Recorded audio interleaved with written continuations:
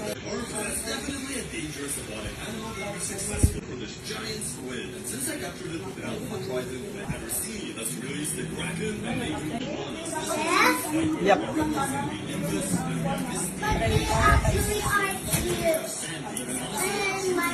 Wala pang allowance sa pagkain. Kaloka.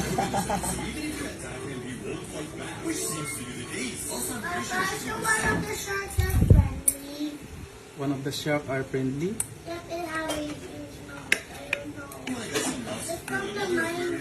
added a huge starfish on the ground and named the fish Michael. Tapos kumuha ka ng bagong lupa na naman, kabilang rin. Yung bagong yun. Chicken 100. Oo. Sebastian Di ba tapos nung sa dun ka, shark is friendly. pagtayuan nila ng Yes. Our Sebastian shark is friendly. Ngayon bago na yung bilang. Because they don't like to harm Wala humans. talagang siyang maipon. Yeah. Pagdala niya lang sa masaho. It's instinct already. But they want him to come back alive. I don't know. The Maybe. scientist. Maybe. Ano din siya doon kasi gusto na tayo ng balay sa bahay. Normal lang yan. Pwede na, share lang eh, pero kung imuta lahat mo, burutin nyo. Ay, wala kang... Sa bagay, may mga, naman sila, bigasan. May mga bagas naman yan sila. Okay. Pag dapit, may mga laswa naman dun. Dapit ba yung sa baybay o bukid? Bundok yun. Saan ka balay lang? Handa? Hindi ko alam, parang compound yun sila eh. Nanay, tatay niya eh, dyan. Eh, okay lang yun kung si nanay at tatay Kaya niya. lang may mga pamangkin nila ako sila.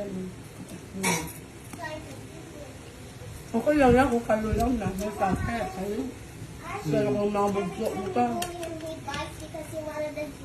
No, if we punch him, he won't attack back. Because he's just feel kind of lonely, but Who? the basing shark is just only roaming around in the sea or in the ocean. I thought it's instinct May already. pagagawa din ng bahay. Instinct already. Yeah. But I don't know the Walang basing ipon. In shark case of is emergency, instinct. nga nga ka. I don't know. I know the sea is already extinct. Kasi nga pag yung tigiri mo ay ano, maganda lang yung flow niya. Tawan niya. Malaki na gusto niya, mga bago na What? Maganda yun. Malapit lang sa ano yun, Tarlac City.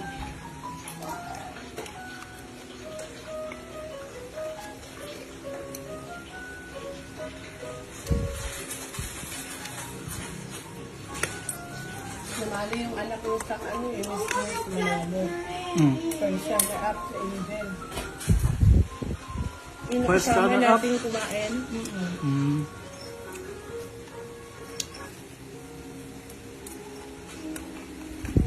Dito sa Tarlacman.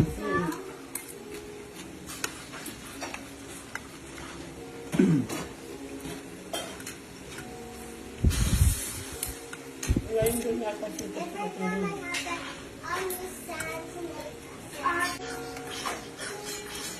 Pero tingnan mo, simple lang, no? Mm. Parang Pinoy din pag inano mo.